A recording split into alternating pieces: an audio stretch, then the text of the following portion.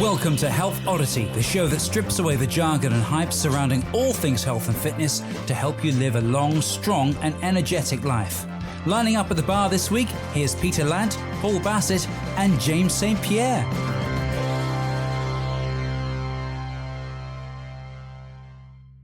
Hello and welcome to the Health Oddity podcast, episode 63. The recording of this episode is slightly delayed because Paul and I had to wait while Pete finished off his Rubik's Cube, because he said if he hadn't finished the Rubik's Cube once we started, he would feel distracted throughout. So he does love his Rubik's Cube. Well, he has, he will tell us in a minute, he has multiple Rubik's Cubes of all different dimensions and he's exceptionally good at them. So anyway, welcome to Health Oddity, episode 63.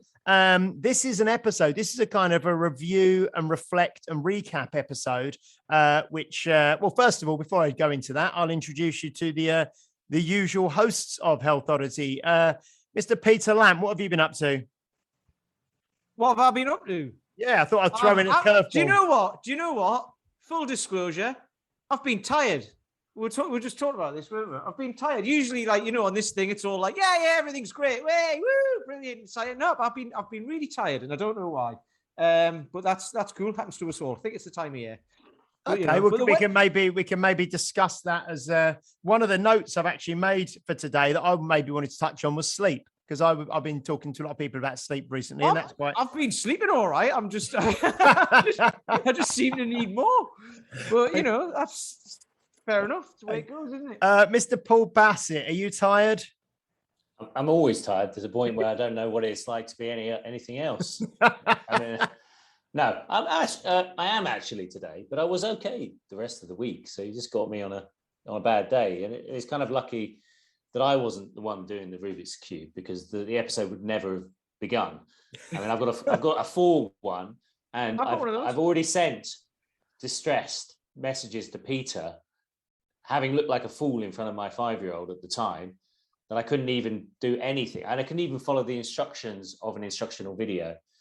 So I think it's kind of wise that we leave the Rubik's Cubes to Peter, because it only took him about 5 seconds. Okay. Brilliant.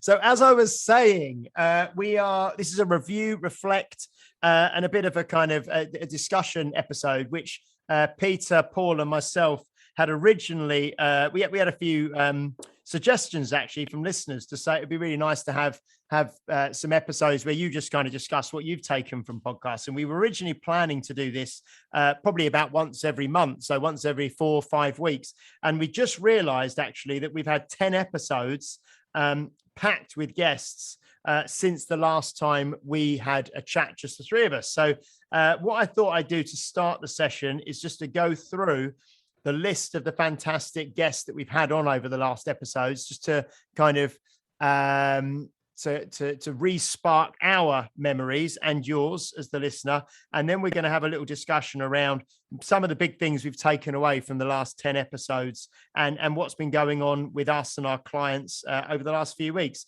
So first of all, we had episode 53 and 54 was a double bill episode with Paul McElroy. Which I'll disclose something later on, but I've been in touch with Paul because I know Chris Denning in Canada was giving me a gentle nudge, asking if I'd done that. So we had Paul McElroy on. Episode 55 was Jim Hatcher, who came back for his second episode with us, all about how to stay motivated and active through retirement and as we age. Then we had episode 56 with Harinder Singh, which was a fantastic episode. Episode 57 with Phil Maffetone, which I know is one that a lot of my members have been talking to me about. Episode 58 with Fabio Zonin, which again was a great episode, live from just outside Venice. Episode 59, David Keown, who's Irish Move Athlete, I think, is his Instagram handle.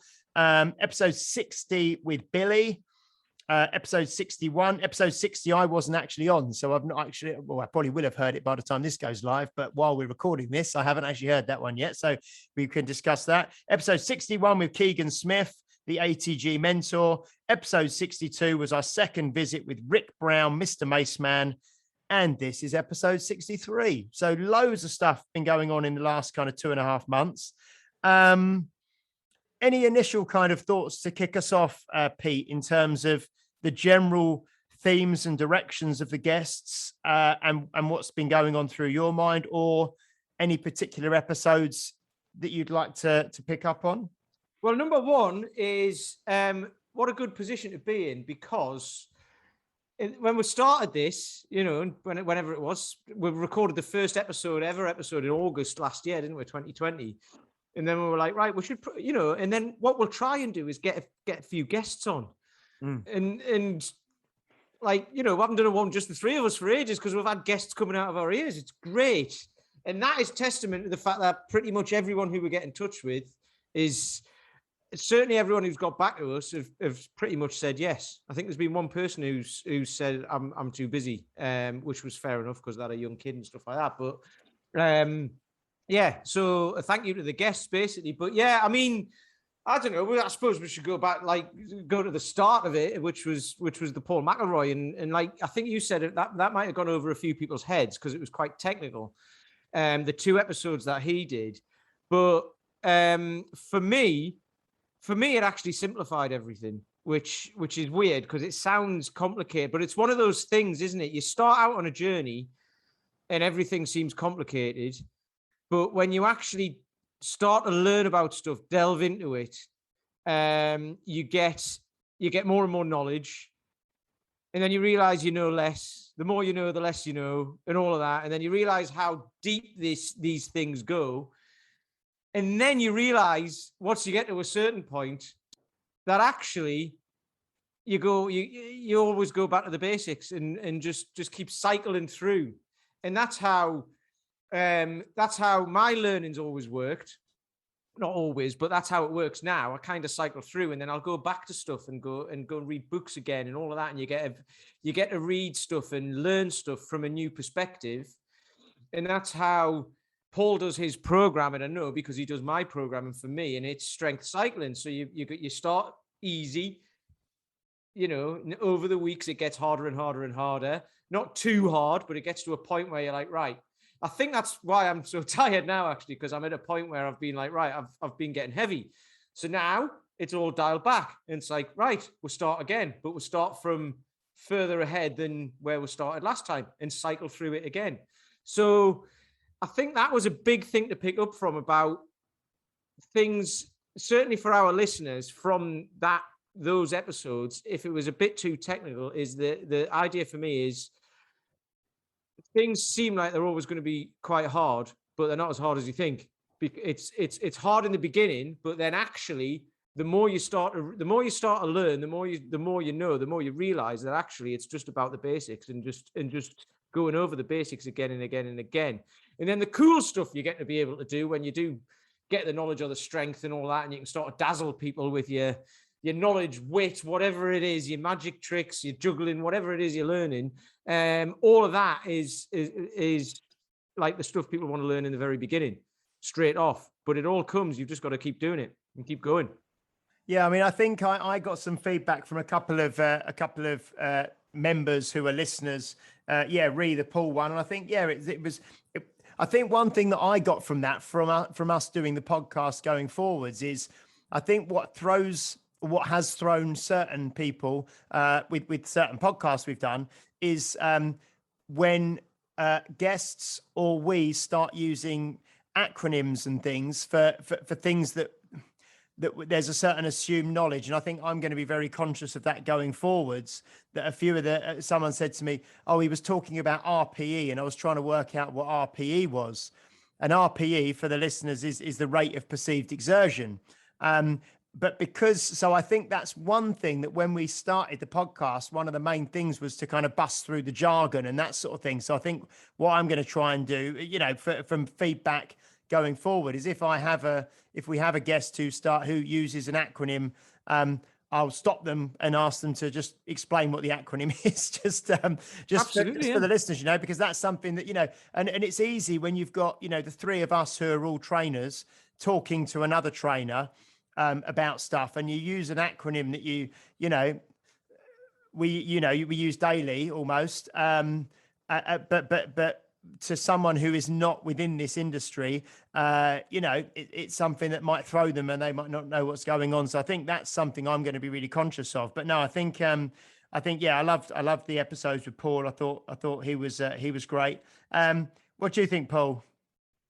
I think it reinforces this idea that sometimes we just need a bit of help, because there are a lot of people who thought very deeply about things. I mean, if anything to say about Paul, he does think very deeply about strength training. He sees it as something to be mastered. He has a passion for it, and it's not just about showing up and sweating. And as an individual wanting to achieve results, and most people want to achieve results. I mean, we're maybe atypical in the fact that we want to understand how you achieve results, but for many, they're happy just to achieve results, to live, to be stronger, to be able to do more, to be happier, and things like that. So the knowledge that there are people thinking deeply about that and have a root is very heartening, and it also means that sometimes you have to offload that part of your journey to someone else. It's not to say you absolve yourself of responsibility, but it does mean you say, okay, someone who knows a lot here, so I can learn something from this, and I can follow it, and I can and I don't have to know everything about why, but I do need to know that it, based on the results that individual's got, that is something, if I do follow, then I'm going to be close to where I want to be. And a lot of knowledge will be acquired through taking action. I mean, it's one of the reasons we're all working with him now is because part of the journey of understanding strength and getting results is through doing. And part of doing is sometimes to say someone else has done the thinking for you and you can just take action. So I think that's one thing to take from very technical things. I mean, there will always be a subset of our audience who understand that, or who have an inkling into it. But I think if you are struggling to understand that and you want to, then probably the message is you've got to swat up, you've got to re-listen to that episode, you've got to take some notes, try and understand it. You can join our Health Oddity Facebook group and ask us questions. But otherwise, it's saying, okay, I need to find someone who understands this system, and I need to work with them in order to get the kind of results which I think they can get. And I think that's the interesting thing from those things. The other thing is, sorry, go on. No, carry on. No, it's just going to be a crass aside saying we should get something like an acronym hat. Whenever anyone uses it, we just put a hat on. So or just an acronym. You hold something up just to say, explain the acronym. Yeah, like a little phone hand. Now, from that though, Paul, I think that's brilliant, because like the training I've been doing with Paul isn't like it's nothing like it's not totally different to what I've been doing. It's just slightly different, but he looks at things slightly differently and changing a little bit of technique here and there. And actually, you're right. I want to understand it, but understanding it is doing it. And I've been working with him since January, so it's been 10, 11 months, and I've learned loads. Not by asking him loads of questions as well, necessarily, just by doing the thing. And then it's like, right, okay, that's what that feels like. Because whenever I'm training like my guys in the park and online, I have to think like, if I'm what I'm giving to them, what does that feel like in their shoes? Because I've been in their shoes, and that'll be like a lot of the listeners as well. Like those guys have been in your shoes and we know what it's like. So therefore, some trainers might just give you stuff to beast you and be like, right, we're going to make you sweat and this and that and all that, which is, how it goes sometimes. But at least this way, it's kind of like, right, we know how you feel. This is going to feel easy. Because I get that from a lot of my guys as well. Like, this feels really easy. So on what James was saying, the RPE, the relative perceived exertion, that's kind of a scale of 1 to 10, isn't it? Well, it could be anything really, but it's generally a scale of 1 to 10. 10 being, you're blowing out your arse and you're going to cough up a lung, and 1 being like sitting on the sofa. But that's different. Again, that's even subjective and different for everybody, right? Certainly. Well, Paul said that he says that I will tell you what it is. Yeah, I was just about to say, certainly my perception of what an 8 out of 10 is totally different to what Paul's perception is. Which is good, because he sees that within people as well, because which is another reason why it's good to outsource this stuff. So we're all trainers, but we all use a coach, because for various things as well, because you don't know it all, and learn and we do want to learn along the way, but this kind of accelerates your learning as well, because learning yourself, you're going to stumble and make all those mistakes. Whereas you can talk to someone who's made the mistakes before you, who knows more than you, who's been through that sort of thing, like I've just said, so they know what you're going to feel like. So therefore, it kind of accelerates your learning, which is all we want, really. We just want to get from A to B as fast as possible. I think well, it shows when we have guests on who are more used to talking with other trainers and used to educating other trainers. So, for example, when we had Keegan Smith on a few weeks ago, he was quite technical as well. And a couple of times, and he's a lovely guy and he knows his stuff inside and out. And a couple of times I sort of said, well, if you were going to explain that to sort of like a lay person, how would you explain it? And he still didn't explain it very simply, if you know what I mean. Whereas someone like when we spoke to Rick Brown on the last episode, I mean, I think we said, and I spoke to someone after that episode and said, and you commented, Pete, I think at the end, it was almost like the three of us were sat in a pub, and that was the conversation that we would have had if we were just sat around a table together. So it was very, I think anybody could have tapped into the conversation, and similar to Fabio. And I think that's where some of the guys that we've had on, such as, I know we always hark back to, to Dan John, to Mark Rifkind, to Rick, to Phil Maffetone, to Stuart McGill. These are incredibly intelligent, knowledgeable, experienced people, but they're all in their, I hope I'm not speaking out of turn, they're all in their 60s kind of now. And they've developed that kind of skill over years of actually condensing their information into very, very conversational, easy to listen to, easy to understand concepts and ideas. Perry Nicholson as well. Perry's a little bit younger, but, when you speak to these guys, they've got that, and I think that, but we have listeners obviously who are trainers and who are, fitness professionals themselves. And we have listeners who are, the end user, if you like, and someone who's just interested in getting more fit and healthy and feeling better. So I think certain guests and certain episodes are going to resonate more with the trainers, and they may be the episodes that are slightly more technical. And then some of the episodes that are more conversational will resonate with other groups. So I think it would be interesting to get people to interview people who have their, like a client style journey as well. I suppose the difference is that a lot of the guests we get on board are very accustomed to explaining their journeys and their ideas. And they have spent a lot of time, like anything, the more you express yourself, the more you play with these ideas verbally and with other people, you become much better at communicating them. They become much more, you can tell a narrative, you can tell a story with much more color. So someone like Chris Denning that was why we had David on, wasn't it? Because he's David, yes, David was actually a middle ground. Well, he used to be just your average guy, from near Dublin and all that until he was 32, and then he became this non-average guy. Yeah. But he's not been in this world very long. He's been in it for 25% of his life. He's not been in it for 20, 30 years, like a lot of other people have. But I suppose what he's had though is because of his crazy achievements, he suddenly had people coming to him saying, "How did you do that?" And then I bet he went, "Oh God, I've got to be able to tell him how to do it. I was just doing it."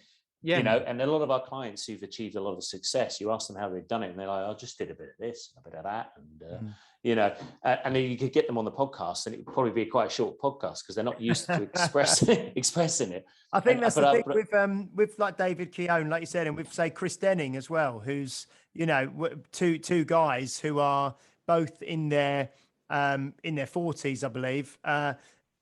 Normal guys who are just love training and easy conversational kind of style. So yeah, no, it's I mean, the thing is though, I think that's what we are. I mean, James has been in the industry longer than myself and Paul. But I mean, we've been in it for a fair while now. I was thinking about it the other day, and I've been, I think I'm coming up to 8 years, which isn't a small amount of time. It's not like 20 years, it's not 30 years, you know, but again, it's, you know, and I always used to see like people in their 60s, you know, there was a guy who I was talking to who was in a completely different industry, but he was like, yeah, I've been doing it for 30 years and all that. And I was like, oh, I'd love that. But actually, by the time I'm 60, I'll have been doing it for nearly 30 years. So that's really good, you know, and it's never too late to start, you know, because like, you know, if you live for another 30 years, you're going to learn for another 30 years, right? But I think we're all that type of person. Like, you know, we've all done it for, you know, it's not like we've, you know, like the technical stuff, I understand it, but trying to explain it to people, I'm not very good at that. But fortunately, the guys who are trained, I don't need to be able to explain it that technically. I just need to get them to understand sometimes why something works, but not to the nth degree. It's just like, this is all you need to know. And if you want to know more, go and listen to the podcast, you know. It's rare that you need to with most people, even athletes. I suspect you kind of just like, mate, you just need to do this, do that, and give them, you know, those simple cues. It's really when you start getting into and it's quite easy as us trainers to get into that circular thinking where we're trying to explain the whys and wherefores of a particular movement, and we can become very technical within our own community. And you know, we don't probably rarely would need to outside that explain anything in any depth. It's always good to have it there in the background. You know, today I sat down with two guys who were interested in one of my programs, and it was evident that they were just interested in finding out what the philosophy is, why things work, why these things work in that way. And they were prying and asking a lot of technical questions. So obviously, having done a lot of this thinking and being on this podcast and expressing things, I was quite good at just saying, okay, that's why we do things. This is why this is. But most people just sit there saying, I don't feel good, want to lose some weight. You sure this is going to work? Okay, what do we do next? Okay, you just show up to a class. That's why the Herinda podcast was really good. And the Billy one as well. You know, they were quite philosophical about stuff, and it was like, okay, you know, Billy's was more about kind of building business and what have you, but his story was really good. Of like, you know, kind of, I had the bailiffs round, you know, a big tattooed guy with a goatee beard come round. He thought they beat him up, but he didn't. He was quite a nice fella apparently. He just come to take his car off him. But like, you know, his was kind of, that was the rock bottom, so the only way was up, and I had to get out of that. And Herinda, not in the same way, but you know, his was more, his stories were quite philosophical as well, of kind of, you know, basically you've just got to learn why you want to do something, where you are now and where you want to be and why you want to be there and all of that. And then once you've got that, it becomes much easier. And then all the technicalities behind it don't really matter. You just do the thing to get what you want. So, and obviously, like you say, there'll be people who want to know exactly why they're doing something and all of that, but that's very few people, especially when you're starting out. You just want to get away from where you are, which is why kind of, you know, Stuart and Phil Mafto and Dan John and all that, they're really good at explaining that, because they kind of just take you on that journey in about 5 minutes. Yeah, I think the start of this kind of block of 10 podcasts, you know, since our last conversation like this, you know, we obviously had Paul, then we had Jim Hatcher back on, didn't we, for his second visit, and I got lots of positive feedback on Jim's, because it kind of almost sets. I know we've had a number of guests now who've kind of helped set that context, haven't they, as to what we're, you know, what's it all about and where are we trying to get, you know. And when you've got someone who's 80 years old on the podcast talking to you about their life and looking back, it helps give a different perspective, doesn't it? And helps give a context to everything. And I know that, Pete, you've been talking recently about, you know, what's it look like in 20 years and how's this going to impact me in 20 years time? And when Dan came down to do the workshops with us a couple of months ago, he was talking about his 5-2 kind of planning system. You know, what's it look like in 2 decades? What does it look like in 2 years? What's it look like in 2 months? And then what's it look like today and tomorrow, you know, and putting those plans in place. So, no, I think Jim was great. And I think as we're one of the quotes I loved from Fabio the other week was where he said, you don't really need to learn how to swim until the water's up to your neck. And Yeah. I love that. He kept saying, we have a saying in Italy, and he kept like saying these kind of quite bizarre sayings, but they were perfect, that like, and I think that that's true. And I think that we're, probably the three of us all in our, mid 40s, early to mid 40s now. Hang on, this will be the 12th of November, won't it? I'll be bang in my mid 40s this time. Well, next week. What, 45? 45, bang on it. Okay. Oh, you've gone quiet, Paul. What's your midlife crisis going to be? I've already had that. I had that about 5 years ago. Okay. You come through the other way. I changed. I got made redundant and became a personal trainer and got a divorce and all that sort of stuff. So yeah, I've done all that, mate. I did it early, which probably made it. But I'm going to have about 3 or 4 because Jim said I was going to live till I was 130, didn't he? So I've had my first. I've had my quarter life crisis. Put it that way. So I was just going to say that where the water, you don't need to learn to swim till the water's up to your neck. But if we're all mid 40s, so probably the water's up to about our stomachs probably at the moment. But I think it's good that we're all learning to swim now, and we're looking more long term, and we're thinking.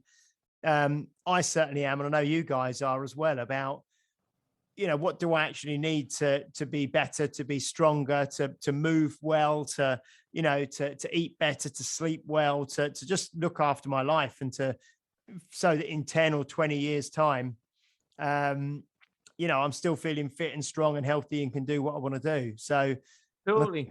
Yeah. I mean, I keep thinking that as well. Like, what would I say to myself? What would I say to my 20-year-old self? People talk about that a lot. What would you say to your 20-year-old self? And it's like, that's kind of good, but it doesn't matter because there's bugger all you can do about it, right? Mm. So what would you say to yourself now? Yeah, what would you say to yourself? Just talk to yourself now. What would you tell yourself now that in 20 years' time you'd wish you'd told yourself? Yeah. And then do that, right? I mean,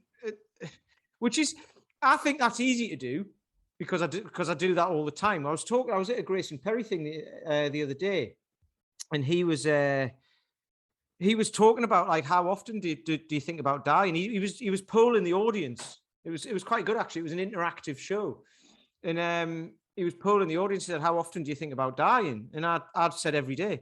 He doesn't know it was like I said that because it was like a poll of the whole audience sort of thing. But a lot of people were like, "Oh, kind of as if to say I don't like thinking about that." And it's like, well, if you don't think about it, you don't think it's going to happen ever.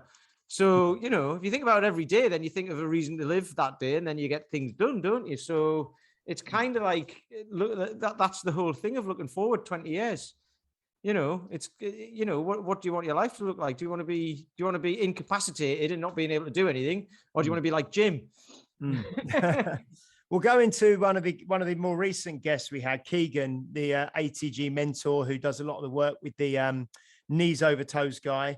I've been implementing some of the backward walking sleds, the sled drags, backwards recently, because I had a few little, not occasional, I wouldn't call it knee pain, I'd call it occasional niggles, on the, maybe the bottom of the kneecap and stuff. And I've started doing these.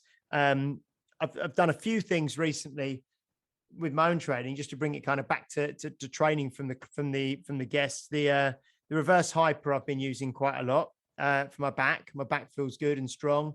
And then those reverse sled drags, which I think are and I've used those with a few members. And it's amazing how it's not about the load. It's just about, and I know you get the same sort of effect from walking backwards uphill, but when I'm in the studio, I've got a flat surface. So I don't have many hills around here. You've got plenty of hills around where you are, Pete. I know, but I was doing it on a dog walk the other day. Sid was walking backwards uphill. Yeah. Because there's I mean, bats in a bowl. Quick one though, funny. Knee pain where I come from means you haven't got any pain. No pain, yeah. Anyway, it's like knee-high boots. So that means boots that have that are just shoes because they've got not very high. Anyway, but yeah, I was walking backwards like up because there's hills to get out of Bath. You got to walk up hills, and it was funny because I was out walking with Sid, the dog, and he's obviously walking ahead of me and stuff like that.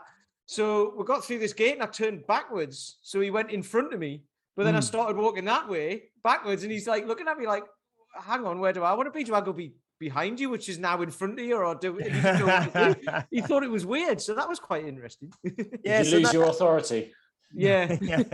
No, so that was really good. I mean, that's something that I took, and if I'd really recommend people follow, at Knees Over Toes guy, at the ATG mentor, I think is Keegan. But yeah, that's a really good, just a straightforward thing that I've taken straight from the podcast and started doing, and it also gives you a really good feeling around the knees and around the kind of vastus medialis, just above your knee and the muscles there. And what I was doing, I was kind of walking backwards with it one way, about 15 meters, and then grabbing and then pushing the prowler back forward. So I was really getting a kind of different feeling on both lengths, and just back and forth like that. And it was really good. Yeah, it was great. So that's Would something. loaded carries work walking backwards? What's that? Sorry? Just your average loaded carry. I wonder if that works walking backwards. I think it's more you need the resistance to be against you. So that's why it works better. Yeah. You walk backwards uphill, because you're going uphill when you're kind of, you've got more working against gravity that way. You could turn off a running machine. Yeah. And just walk backwards on a running machine. That's pretty tough. That's what I was doing, 5 minutes warm-ups. But I'll put, my wife's going through zero from the Knees Over Toes guy, and that's had a massive benefit to her joint health and her running. Very simple system, but it's very. I think one thing there's loads of things you can do. You can go onto any of these people's websites or Instagrams, and you're going to see a million different techniques, and all of which are very captivating, all of which have a lot of benefits. But I think what impressed me about the Knees Over Toes guy, and Keegan as well, because obviously they've worked together, is that they've quite elegantly put them together in a very simple system. And there's a big emphasis on the coaching aspect again. If you're a member of their app, then not only do you get access to the videos, etc., all of which, in terms of the exercises and progressions, you can find on the website. So as soon as you go on YouTube, you're going to find all the exercises that they include in any of the programs. But the difference is the exercise order, progressions, and then the coaching element as well, being able to send in the videos. So the emphasis really is, okay, all this information is almost public source, so open source material. So a lot of Phil Maffetone stuff, the 180 formula, it's open source. There's so much open source stuff here. And then we can quite easily get this shiny object syndrome where, a bit of this, bit of that, bit of this. But it's the application of it. I've had a shoulder injury for a while from doing something stupid about 6 months ago, and I've just grabbing loads and loads of stuff. But eventually, I just settled on one thing, and it's solved the problem. And it's just the simplicity. And I think that's it. There's so many things you could do, but the art of a good trainer, the art of any good program is how can we create some elegant, simple solution that you just repeat to get the desired effect. And I think that's what Keegan's done very well with Ben Patrick. That's what James said, didn't he? When he sent, we've got a group, haven't we? Where like just the three of us, where we talk to each other in there and stuff like that. And James sent that afterwards, didn't he? He said, "God, there's a lot of systems out there, isn't there?" And it was like, yes, there's millions of them. There's loads of them. Some better than others. Some really good. Some not so good. All of that, but. And there is, and this is what overwhelms people. It overwhelms me as well, because you think like, well, that looks really good. Do I need to do loads of that? What is the mark of a good system, though? What would you say? What is the mark of a good system? Yeah, well, exactly. one that works, one that works and is easy to follow. But something like that is easy to follow, and it does work. Well, it clearly works. And you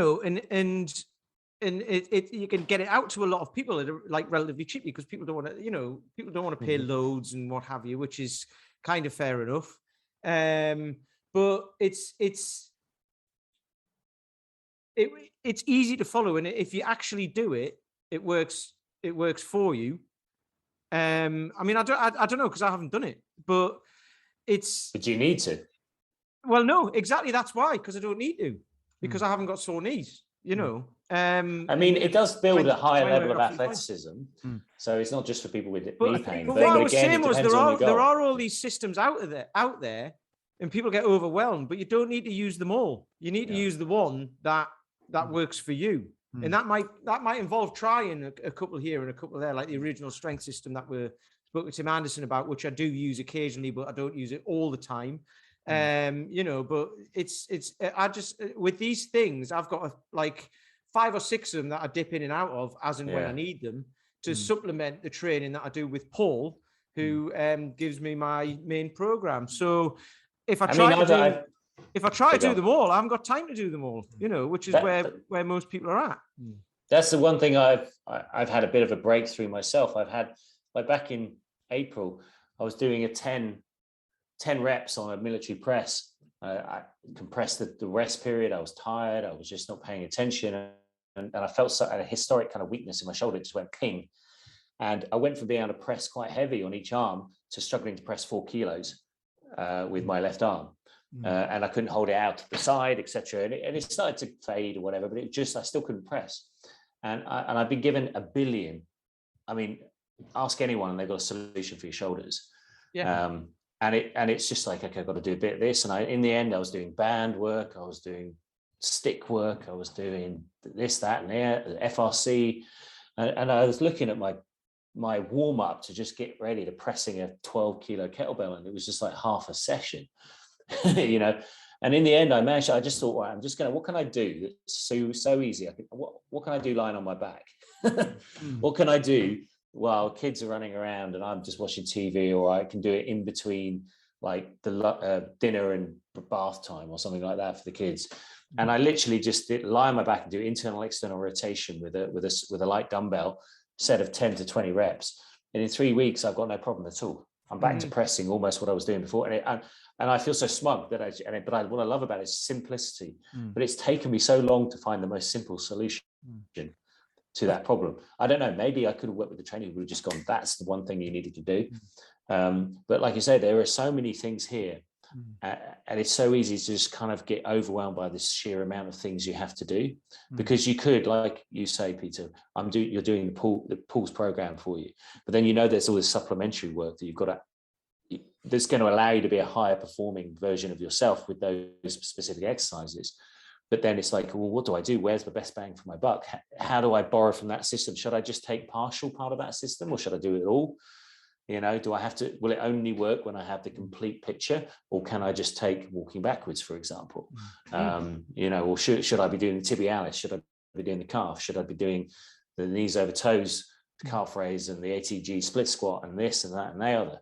And then before you know it, you've got an hour-long workout with a 30-minute mobility post-workout flexibility routine, and it becomes very, very cumbersome, particularly for a working person, with not much time. The thing with that is, say with knees, with someone who's got sore knees, that might be what they do need to do. Instead of trying to do an hour session doing something else, or going running or whatever, they might just need to do that for 3 months as their session, and that's it. And then they can do the stuff, because that's where people fall over as well. I think is like, right, I'm going to do this and it'll complement what I'm doing because what I'm doing hurts. It's like, no, if what you're doing hurts, you need to back off that. You need to do less of that and do more of the other thing. Because like with my stuff, the stuff I'm using at the minute is we did the bodyweight strong first bodyweight course a few weeks ago. So I've been incorporating the L sits from that, just hanging from a bar and holding your legs out, and leg raises, lifting my legs to the bar and trying to fold my body in half. Well, you're very good at those. Well, thank you very much. But I'm also I've got my parallettes back out, so like just 2 bars on the ground, and I'm doing L sits on those, and then try to do not necessarily headstands because your head isn't on the floor, but like kind of stand upside down on those, and that feels really good, and you can feel the strength working. And the great thing about those is they don't absolutely tire you out. You do like 3 reps of leg raises and an L sit, and that'll do for a day, and I might do that twice a week, and then another couple of times I might take the parallettes down the park and teach the guys how to do that, and do some stuff in between sessions as well. Just do a couple of headstands, and then that's all I need. And that at the moment, that complements like the other stuff that I'm doing really well. And it doesn't take it out of me either. It doesn't tax my central nervous system too much. It doesn't tire me out. That's why I stopped doing FRC. I loved FRC. I really just quickly, I'm just going to hold up the acronym hand. What's FRC? A functional range conditioning. So it's a form of flexibility training, mobility training. There's a rehab element to it. But it was something that I was adding into my routine because I am, like David Keohane. He said, I'm quite naturally flexible, so I kind of adapted to it pretty quickly. I'm kind of the opposite. As soon as I get tired, everything goes. But I was fascinated by functional range conditioning, and but I added it into my routine when I was training with Paul, and because of the central nervous system activation, I was just burning right out. It became just too much of a load. But I knew it was beneficial. I always felt great doing it, but then I would just crash straight afterward.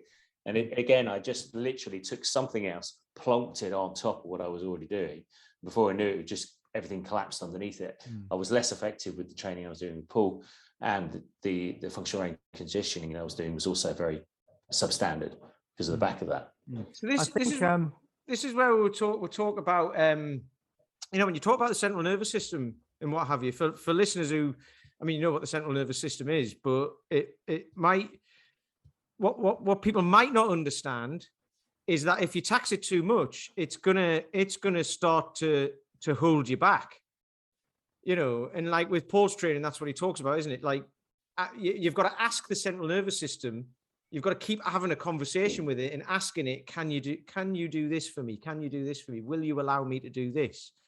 And for someone who's busy, stressed at work, not getting enough sleep, all of that sort of stuff, who then go, right, I need to lose weight, or, I need to go and get fitter, stronger, whatever, and then go and start to do too much, which might not be a huge amount, but it might be too much for you. Your central nervous system is just then going to go, hang on, I'm already stressed and tired from all these other things, which is what we're talking about. You pick the thing that is going to work best for you. And it might just be to get a bit more sleep if you can, or to eat better if you can, or, try and get away from work earlier if you can, all of that sort of stuff, because it all adds up. And like you say, so that movement thing you were doing taxed your central nervous system, so it stopped you doing anything else. And all you were doing was like stretching and stuff, right? Yeah. So,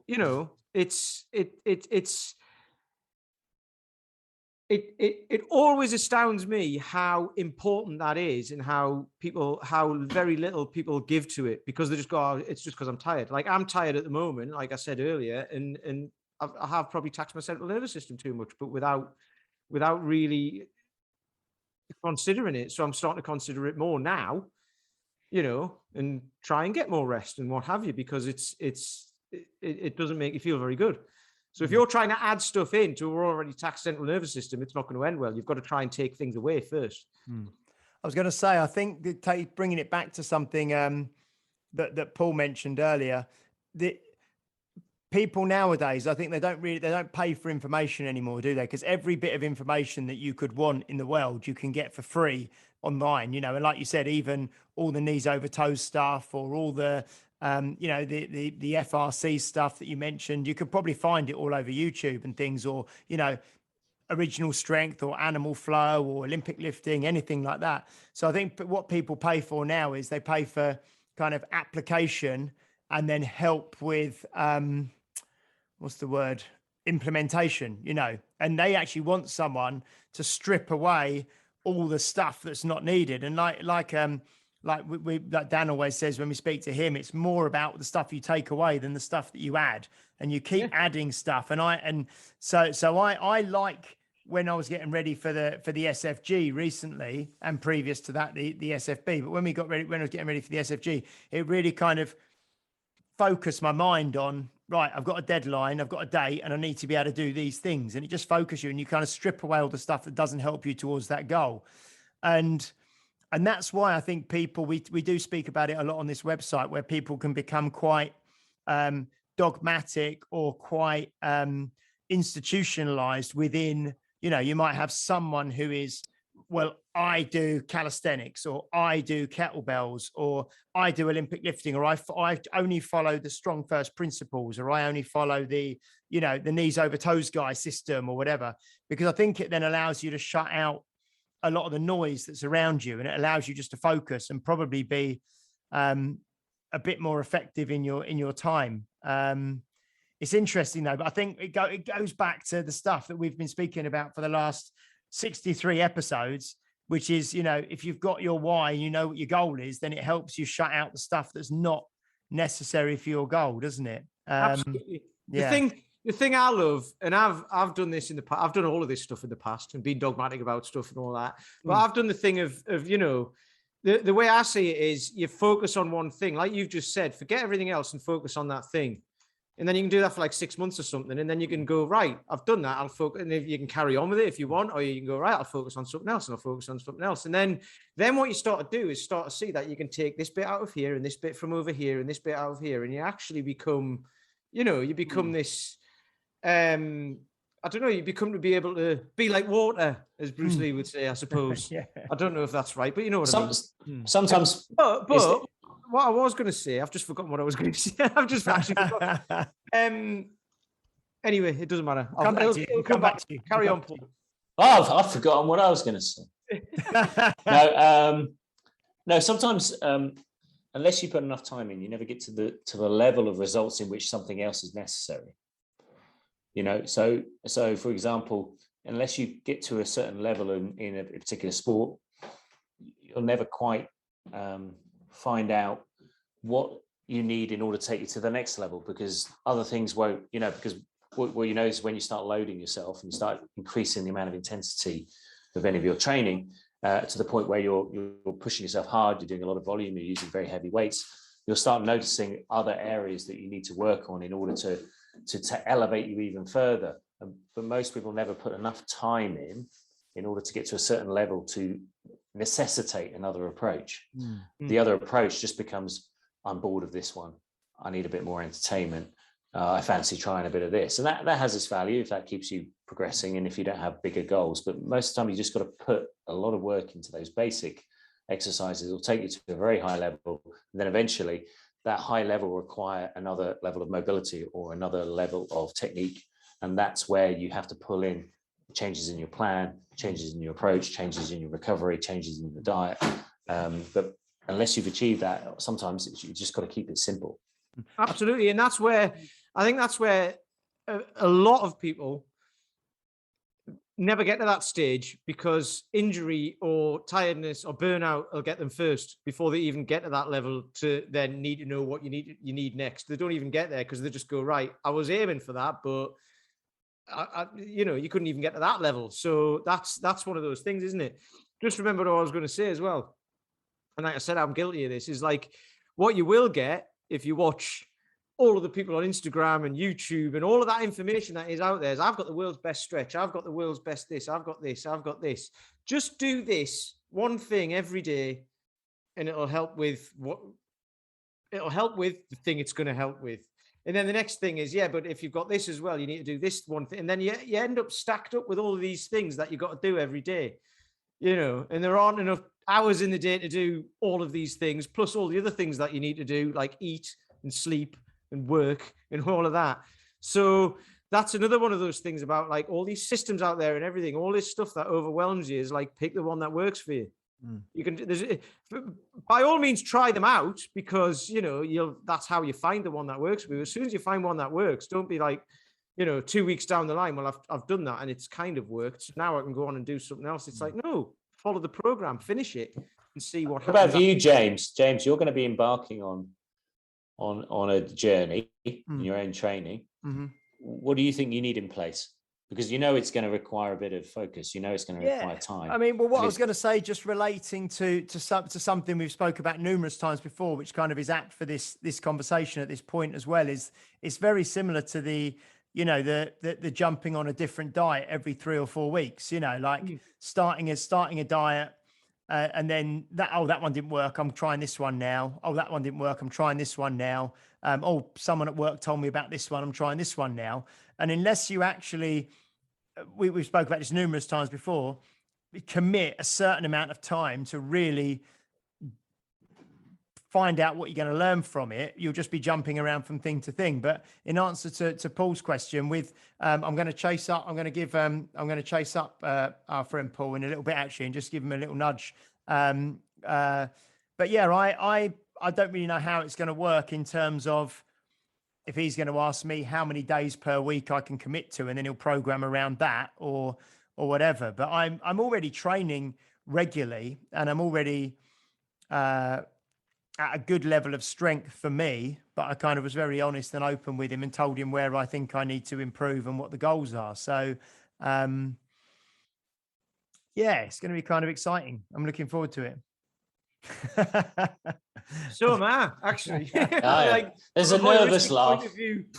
Yeah. Well, I've got these. I mean, one of my first things that I want to do, I wanted to get this 40 kilo get up on both sides, and I've got it on the left. The right is nearly there again.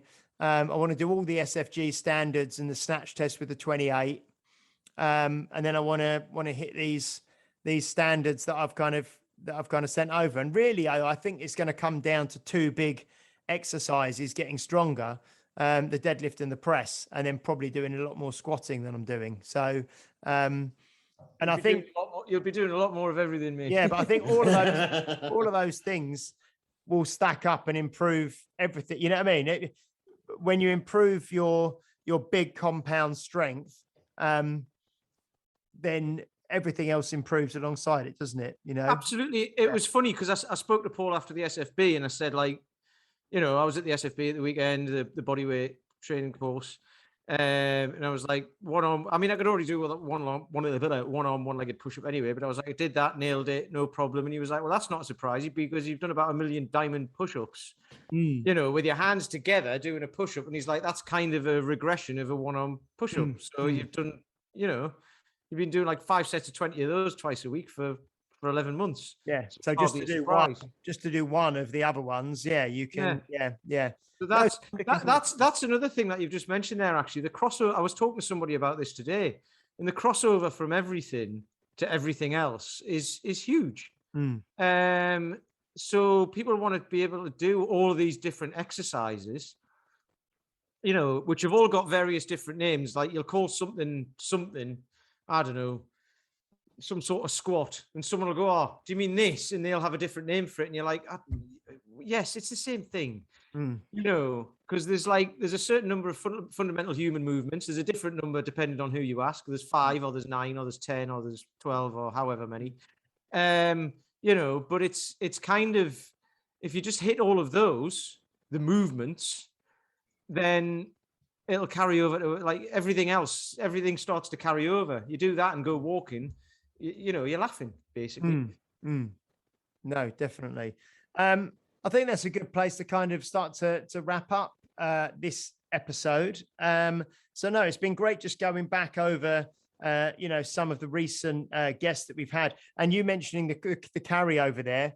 That's very much going back to another previous guest, Fabio, when we had him on talking about the principles of strength and the crossover. And when you train in a principle-based manner, the apparatus or the implement that you have to hand is, you know, is less important if you're training with the same principle, and then you can train anywhere you are using either body weight, kettlebell, barbell, or whatever you have to hand. So that's really good. Cool. Paul, do you have any final thoughts for today before we wrap up? Not really. I'm excited about what the next, 10 guests, who the next 10 guests are going to be. I'm sure there'll be some repeat guests. There'll also be some new faces. I know we've got a big wish list, and there's a lot of tentacles have been reached out to try and find new guests. I mean, obviously our listeners can suggest people as well. I think Chris some ideas suggested a few, actually. I'll have to go back and have a little look and reach out to people. I think there's been a few suggestions either in the group or in a message. Yeah, I'll have a look. Yeah, I think it's still good that we do these. I get a lot of benefit out of it, which is a way of clarifying, because like everyone is kind of taking on a lot of information. All of these guests come on board, and we sit there and we listen, and we kind of we ask questions, but then perhaps the podcast ends, and maybe you'll re-listen to the podcast, etc. But the opportunity to kind of discuss with you guys gives me a way of clarifying whether or not I've understood it correctly. Because I can hear what you're doing, what you've taken out of those episodes, and create a better way of expressing some of these more complex ideas and that we're hearing from our guests. So. And I think a big thing we've got out of today's episode is the acronym hand. So if you see the hand come up, It means explain the acronym. So we'll have to say that to our guests when they come on. If we hold a big hand up, explain the acronym. That's quite good. We could Yeah, have I think so. acronym of the day. Yeah. AOD. Ah, Oh. dear me. Oh, dear me. Mr. Peter Lant, do you have any final thoughts you want to say at the end? I don't know, but you had a question from one of your guys, didn't you, for Paul McElroy? Yes, yeah, I will. I'm going to reach out to Paul. It was a question around time under tension, Yes. and time under load and tempo of rep, or rep tempo, basically. So no, I'm going to reach out to Paul and see if he will answer that for me. This is what I wanted to talk about just quickly now. Is we mentioned it previously. Paul mentioned it earlier about the Facebook group. You know, I mean, your guys ask you questions directly, James, from the gym. Paul's do as well, mine do. You know, and these are questions that, you know, you can be like, well, they didn't mention this on the podcast. They didn't mention this, you know, whoever it was, like if it was Phil or Dan or anybody who we've had on. If you've got specific questions for them, we can we've now got a direct route to these guys, so we can ask them, you know, because they're all, as you've been able to tell on these podcasts, and as we're talking about, they're all free with their information. It's all out there. So if they've got any questions that somebody can't find the answer to, they'll be like, right, that's probably a question we need to address and get that out there into a YouTube video or this or that, or do it on this podcast. So the Facebook group, if you just search Health Oddity on Facebook, you'll find the group. We'll put a link in here as well. But any questions you've got for anyone who's been on, or any suggestions for guests or anything like that, just ask in there. And if the person who you want to ask isn't in there, we can ask them directly, or we can talk to them and say, look, this would be a good topic idea, a good topic for an episode. Yeah. Okay. So this, we're trying to make this as interactive as possible, and we'll get the odd dribble of questions here and there, but I'm sure there's got to be more out there. So don't be shy, is what I'm saying. Yeah. So thank you to Mr. Graham Harris, who asked me about that question about the time under tension, the rep tempo, which I will go to Paul McElroy and find out. So yeah, I'd just like to say, it's been great, a great 10 weeks of guests. It's been great doing this one with Peter and Paul as well. Just a quick reminder, we do have Mr. Maceman over in the UK at Unique Results in Chelmsford and Essex. This episode is going out first on the 12th of Friday, the 12th of November. And so next weekend, which is Saturday the 20th and Sunday the 21st of November, Mr. Maceman is over doing 2 one-day workshop certifications. So we'll put the links to that with the notes and things on this one. And I just want to say, I know we did it last week, but just thank you for, our ever increasing monthly downloads. And one of the things I thought of the other day when I was happened to be in a cold shower was if everyone who listens, or we've got 2,000 plus downloads per month now. And if everyone who listens were just to tell one person about it, or just maybe recommend one particular episode to someone they know, a friend or family member or colleague, then that would really help us get our downloads up and help us reach more people with this information, which we feel is really valuable. So if you can do, please like, subscribe, share, leave a review if you're on a platform that allows you to leave a review. And if there's an episode that you hear that you really think would resonate with someone that you know, please do share it with them and help us get our reach out there more widely. So thank you, and goodbye from Mr. Peter Lance. Goodbye. Another acronym for you, TMI. Too much information. Now we know what James thinks about when he's having his cold showers. Anyway, there you go. Okay. Yeah, how to get the listeners up on the Health Oddity podcast. Okay, and thank you and goodbye from Mr. Paul Bassett. TTFN. Ta-ta for now, I think. And I will see you soon. Thank you very much, everyone. We'll see you next week. Take care. Bye-bye. You've been listening to Health Odyssey with Peter Lant, Paul Bassett, and James St. Pierre. To get your regular fix of hype-free health, you can subscribe and leave a review wherever you get your favorite podcasts. You can find out more on today's and other topics at healthoddity.com or find us on Facebook or Instagram by searching for Health Oddity.